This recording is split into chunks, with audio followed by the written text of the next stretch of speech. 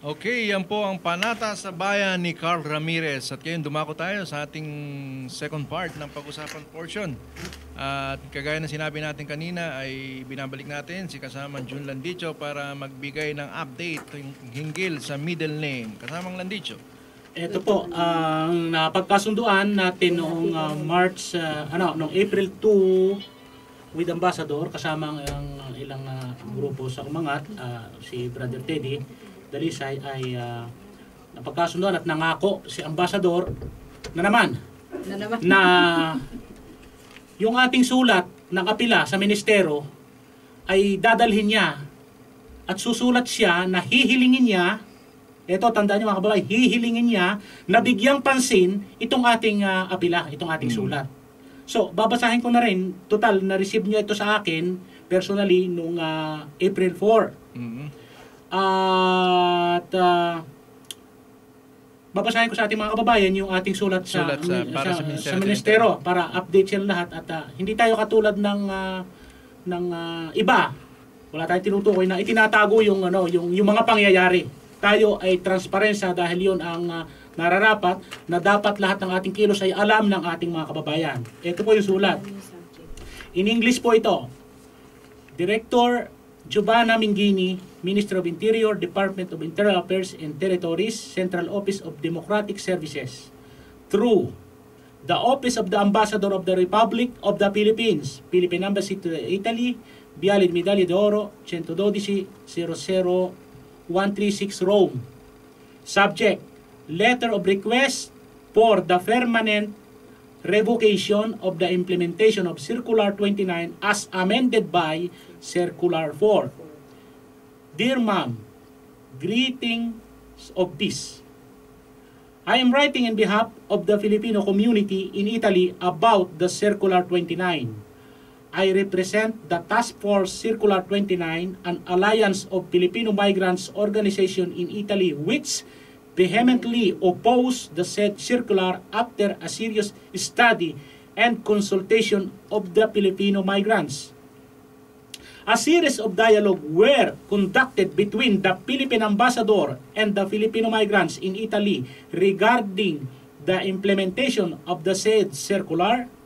In our last meeting with Ambassador Romeo Manalo on March 13, 2011 held at Santa Prudenciana Church in Via Urbana 160 Roma, he said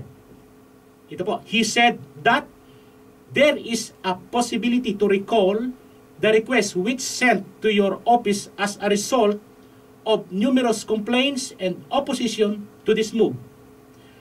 The demonstration on December 9, 2010 in front of the Philippine Embassy highlighted the protest. There was no consultation regarding Carta Magna of OFW with the Filipino community by the Philippine Embassy before it made this request.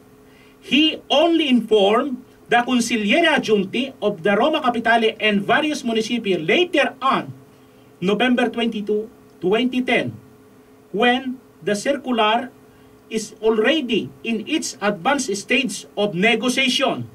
Worse, still the said consigliere did not disseminate this information to the Filipino migrants, although we knew of the Circular 29 very late because it was shrouded in secrecy. The Task Force Circular 29 continued pressing the ambassador to withdraw the said request because the great majority of Filipinos vehemently opposed the move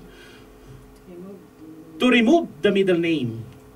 The most obvious reason is the rectification of all Italian documents of Filipinos, which would entail lot of time, money, effort, and its collateral effects on bank accounts, house and motor vehicles ownership, IMSS accreditation and contribution, professional license, application for Italian citizenship, school and sanitary records of children, to mention a few.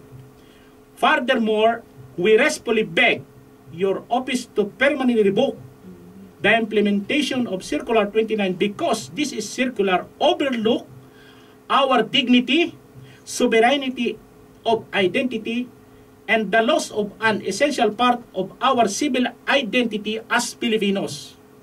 We had sent the protest letter to the President of the Republic of the Philippines asking him to intervene on our behalf. We had learned that there was no directive from the Philippine Department of Foreign Affairs about the removal of our maternal surname. Furthermore, we firmly believe that all information written in our Italian documents should be consistent with our passport.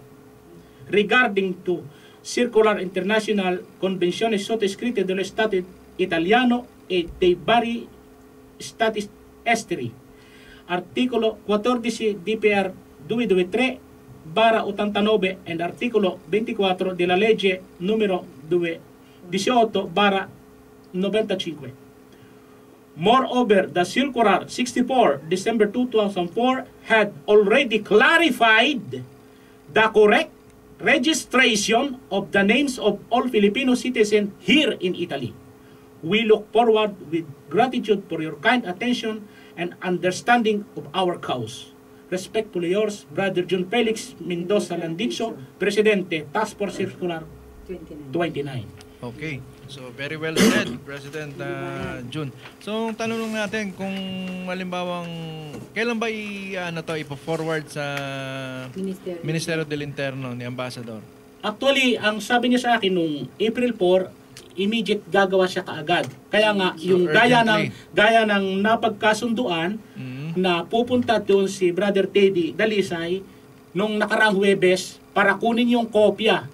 Subalit, bigyan natin ng pagkakataon ng kagalang-galang na ambasador dahil marami naman siyang gawain din. Kaya nakiusap siya ayon sa aking pagkaintindi kay Brother Teddy na sa susunod na linggo, which is sa susunod na Huwebes, makukuha na niya yung kopya na dinala na niya yung sulat sa ministero. So, ibig sabihin, so this coming Thursday, which is anong date yun?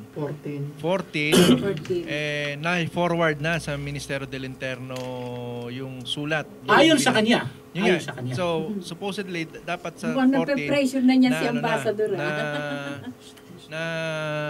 yung kumbaga na forwarded na yung sulat. So, doon pa lang tayo mag-aantay kung ano yung magiging response ng ministero.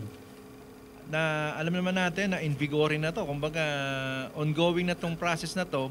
So, ang tanong dito, Brother Jun, halimbawang i-withdraw o tanggalin uli ng Ministerio de Interno, no? So, halimbawa lang. Oo. Paano mangyayari doon sa mga nawala na ng middle name, ika nga? Ibabalik nila uli yun. Ibabalik nila. Oo, kasi yun ang yun ang scenario eh. At ang totoo niyan ay tayo din mismo ang ating gobyerno ang kaya nga sumulat na tayo, 2 beses tayo sumulat kay presidente at sa ikatlong sulat na ipadadala ko mamayang gabi ay tatanungin ko na sa kanya kung may magagawa ba siya as presidente na tulungan tayo. Kung wala, di sabihin niya na lang at tayo ay aasa na lang sa kung ano yung dadating sa atin. Kumbaga yung internal na dito sa Italia. Hindi kasi yung presidente natin, yung gobyerno natin ang ang may malaking party dito, dapat. Kumbaga on his behalf dahil unang-una hindi nga alam ng ng Department of Foreign Affairs natin yung implementation nitong Circular 29 na to. Kumbaga yung removal ng middle name natin. Actually, nung March 13, iniliwanag naman niya ni Consul Ibayan na may basbas, ngunit walang basbas, pero may basbas, walang basbas. So ibig sabihin, hindi natin alam saan ba yung laban bawi? Yung formal na sulat ng DFA para tanggalin ito, walang nakalagay. Okay. So ibig sabihin hindi malinaw kung talagang may approval o yung walang linaw. Ang kanila lang pinaninindigan ay dahil doon sa nabasa nila doon sa circular 636. Circular 636 OWA 2007.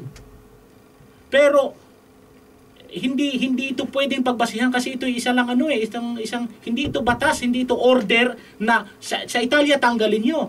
Ang nakalagay dito doon sa mga bansa na hindi gumagamit ng middle name katulad dito sa Italia, pwede na natanggalin. Hindi sinabing tanggalin kundi pwede na.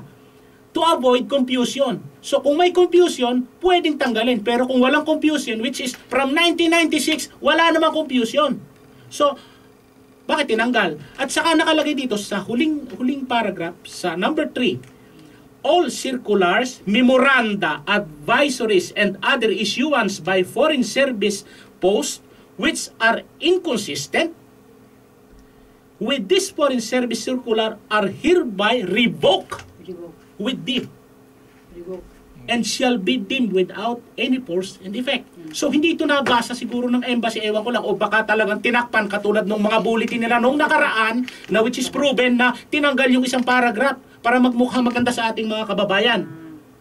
Ito, nakalagay dito sa third paragraph na number 3 na ito, na kung inconsistent, walang silbi ito. So, consistent ba ang pagtatanggal ng middle name dito sa Italia? Meron bang confusion? It is wala. It is consistent, wala. So, ito ay revoke. Wala itong silbi. Okay. So, final words mo, mga kasamang si... May question ako pati.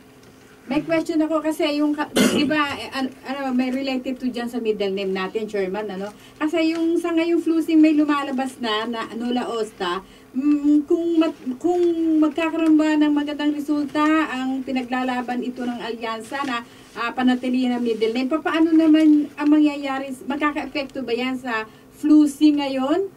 Makaka-apekto ba yan sa mga dokumento? Hindi naman. Kasi kusa na nilang tinatanggal. Yun nga ang masakit eh. Puwersahan yung pagtanggal, compulsory. Which is nasasagasaan yung ating dirito umano. So, ma-approvean man o hindi ma-approvean, hindi yan magkakaroon ng problema sa flusing. In fairness, hindi naman. So may tanong ka ba natin? Okay, may tatanong lang ako dahil ito yung mainit na nakikita natin o naririnig sa labas. Matutuloy ba yung debate? O meron pa ba nitong debate na tinatawag? Hindi na. Actually, ganito yan. Tayo, naghahamon ng isang formal at maginoong debate sa kabilang kampo.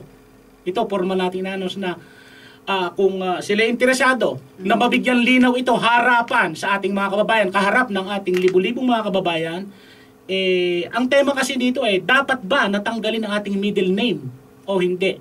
Tayo po negative. Yung kabilang kampo, kung affirmative, ay humihingi tayo ng isang formal na pre-debate conference through this radio para maging neutral yung actually, pumupunta din naman sila dito, pumupunta din ako dito. Actually, hindi naman ito sa aking radio, hindi naman ito sa task force, kung dito sa umangat. So, through this radio na magkaroon tayo ng pre-debate conference, pag-usapan kung saan lugar, kung anong tema, kung ilang tindi, kung ilang minuto, kung ilan ang titindig sa panel at kung paano ang cross-examination. Kung walang itinatago ang bawat isa sa ating mga kababayan. Yun lang po at maraming salamat at mga kababayan, umasa po kayo na ang Task Force Circular 29 ay nakahanda hanggang sa kahuli-hulihang patak ng aming pawis ng pakikipakbaka dito sa ating para sa ating mga migrante dito sa Italia. Ang ating pong middle name ay ating pong babawiin sa tulong din ng ating mga panalangin sa Panginoon Diyos. Maraming salamat po at magandang tanghali sa lahat ng mga nakikinig ng ugnayan sa Himpapawid. Okay. Maraming salamat po, Chairman Gildan Bicho. Sa Himpapawid, 88.9 FM with telephone number 06-439-3512.